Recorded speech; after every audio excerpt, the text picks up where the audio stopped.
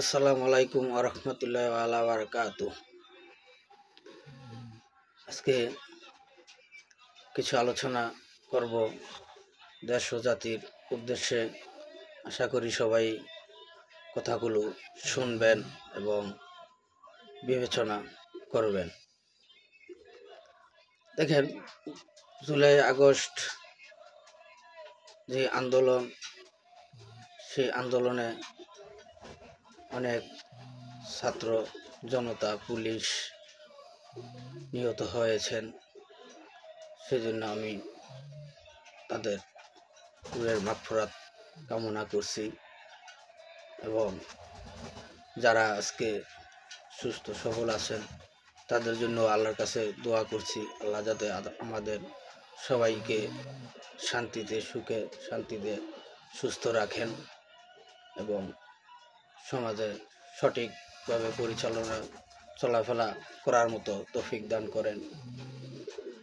আজকে দেখেন, আপনার জুলাই আগস্টে যেই আন্দোলন হয়েছে, সে আন্দোলনের পর থেকে আপনার বিভিন্ন মাজারগুলোতে আঘাত হানা হয়েছে। এগুলো যারা করছে তারা আসলে কি পবিত্র ইসলামের জন্য কাজ করছে, না দেশে অরাজকতা সৃষ্টি, নৈরাজ্য সৃষ্টি করার জন্য ইসলামের দোহাই দিয়ে এগুলো করছে? সেগুলো আপনারা একটু বিবেচনা করবেন। আল্লাহ রাসূল, আমাদের সৃষ্টিকর্তা হইল আল্লাহ এবং আমাদের নবী হইল হযরত মুহাম্মদ সাল্লাল্লাহু আলাইহি সাল্লাম। এটাই চিরসত্য, এটা মানতে হবে। আর আল্লাহ রাসূল যে কথাগুলো বলছেন, কোরআনে আসছেন, আমরা আলেম ওলামাদের কাছে শুনছি। আজকে দেখেন, যারা এই আন্দোলনকে সমর্থন করে নাই তারাও আলেম, আর যারা আন্দোলনগুলো সমর্থন করছে তারাও আলেম, সবাই আলেম। কিন্তু এর মধ্যে পার্থক্য আছে, পার্থক্য বুঝতে হবে। এবং 5ই আগস্টে, জুলাই আগস্টে যেই ছাত্র জনতা মাঠে নামছিল আন্দোলন উদ্দেশ্যে, সে আন্দোলনটা ছিল কি আসিফ নজরুলের কিছু কথার প্রেক্ষিতে। উনি বলছিল যে ভারতের 26 লাখ লোক এদেশে চাকরি করে, তো সেই চাকরিগুলা কে দিয়েছে? শেখ হাসিনা সরকার দিয়েছে। এগুলা যে সে প্রচার করছিল, মানুষকে ক্ষিপ্ত করে তুলছিল, সেগুলো আজ মিথ্যা প্রমাণিত হয়েছে। তারপরে আপনার অনেক আলেম ওলামাই বলছেন, বিভিন্ন ওয়াজে উল্লেখ করছেন যে মুগ্ধ নামে একটি ছেলে পানি খাওয়াচ্ছিল ছাত্র জনতাকে আন্দোলনের সময়, তাকেও হত্যা করা হয়েছে। এই যে ওয়াজের ভিতর, ওয়াজের স্টেজে বসে তারা মিথ্যা প্রচার করছে, এটা কি ইসলামে ছিল? এটা ইসলামের বাইরে না? তারা কি শিরক করে নাই? আজকে মুগ্ধ বেরিয়ে আসছে, আজকে মুগ্ধ জনসমক্ষে বেরিয়ে আসছে। এরপরে আশুলিয়া আলামিনের ওয়াইফ আশুলিয়া থানায় মামলা করেন শেখ হাসিনার নামে, যে আলামিনরে হত্যা করা হয়েছে আন্দোলনে।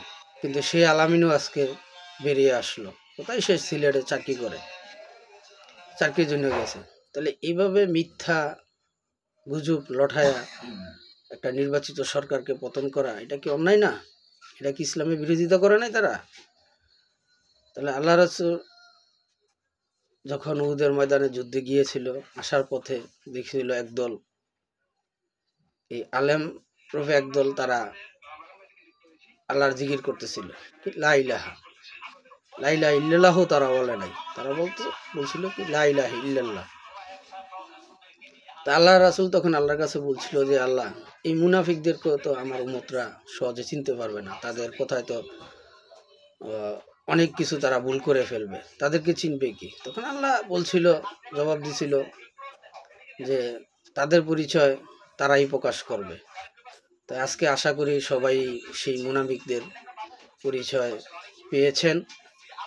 দেখেন, এজি তো মুসলমান ছিল এবং আপনার মুনাফিকও মুসলমান ছিল, মির্জাফরও মুসলমান ছিল, মুশফিকও মুসলমান ছিল, সবই মুসলমান ছিল।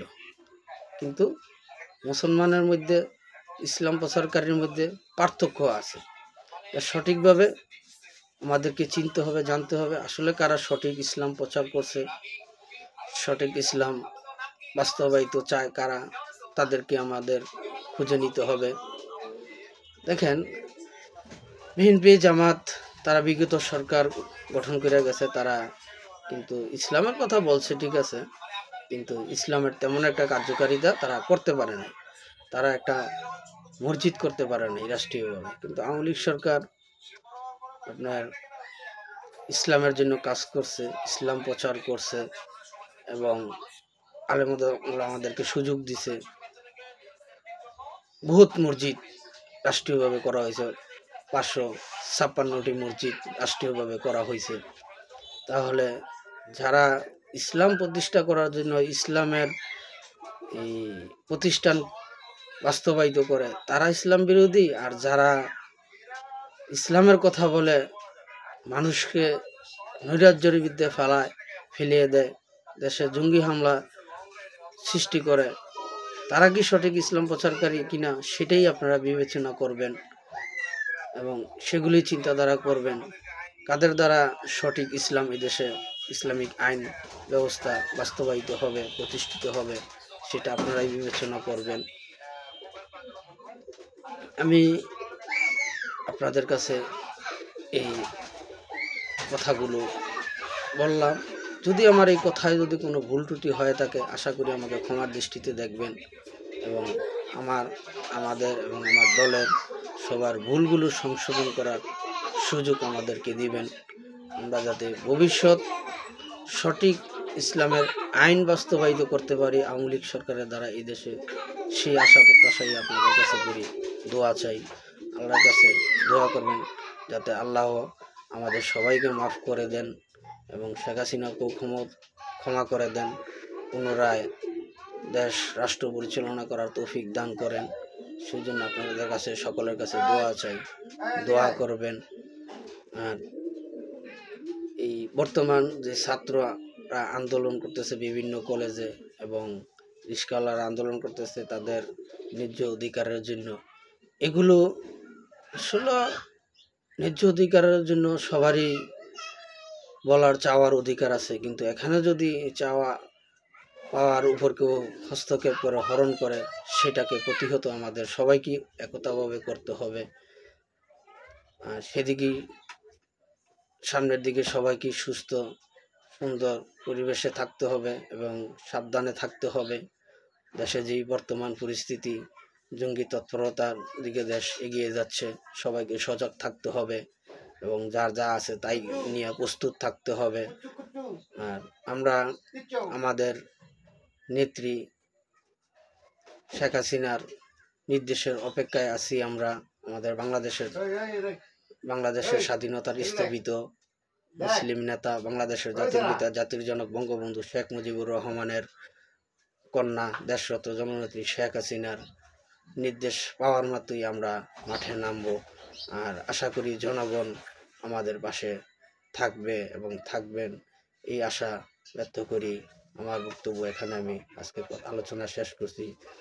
জয় বাংলা, জয় বঙ্গবন্ধু, জয় হোক সর্বস্তরের জনগণের। আবারও জিতবে এবার নৌকা ইনশাআল্লাহ।